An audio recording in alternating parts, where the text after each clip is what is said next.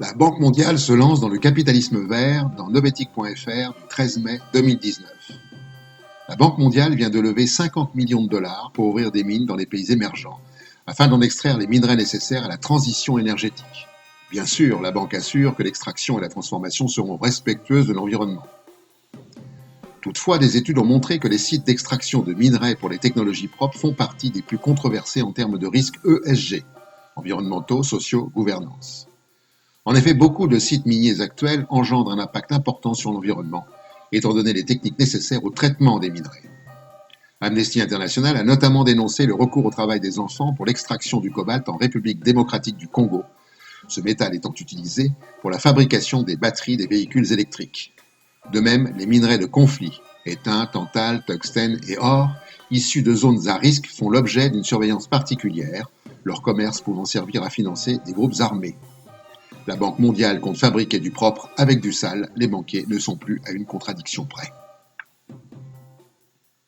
La loi du marché anticonstitutionnelle dans lacroix.com du 31 janvier 2020.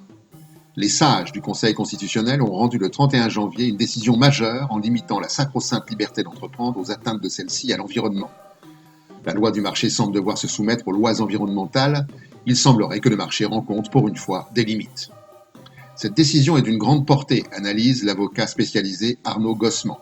Elle souligne en effet que toutes nos normes, les lois, les décisions du gouvernement, des collectivités territoriales, doivent être conformes à la protection de l'environnement, objectif de valeur constitutionnel.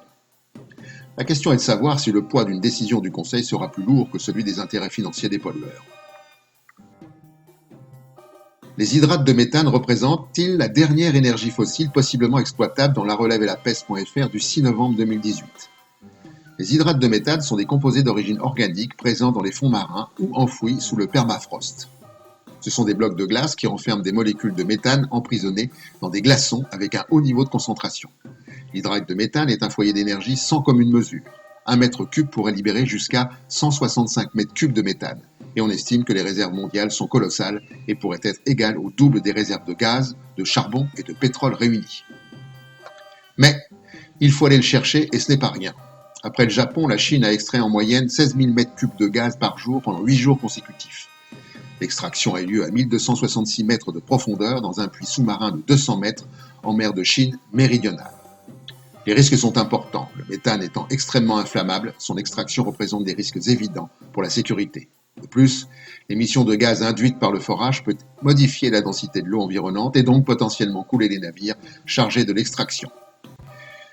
Il serait intéressant de connaître le taux de retour énergétique de cette source d'énergie. Les alouettes n'ont sans doute pas fini de peupler nos miroirs. C'est pire que prévu pour le climat dans sciencepost.fr du 31 janvier 2020. Une étude parue le 3 janvier 2020 dans la revue Geophysical Research Letters apporte des éléments de réponse sur les origines des récents résultats qui montrent que le réchauffement attendu est plus marqué que prévu. En effet, le climat serait plus sensible au rejet de gaz à effet de serre qu'on ne le pensait. Les chercheurs expliquent qu'un élément apparaît particulièrement critique, le rôle des nuages. Ils ont confirmé ce qu'on savait dès les années 70, que les nuages jouent à la fois un rôle refroidissant en réfléchissant une fraction du rayonnement solaire et un rôle réchauffant en piégeant une partie du rayonnement infrarouge émis par la Terre.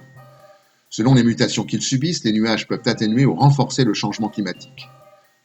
Ce seraient les nuages de basse couche qui renforceraient le réchauffement particulièrement dans l'hémisphère sud. Nous n'avions pas besoin de ça. La tartine tombe toujours du côté beurre.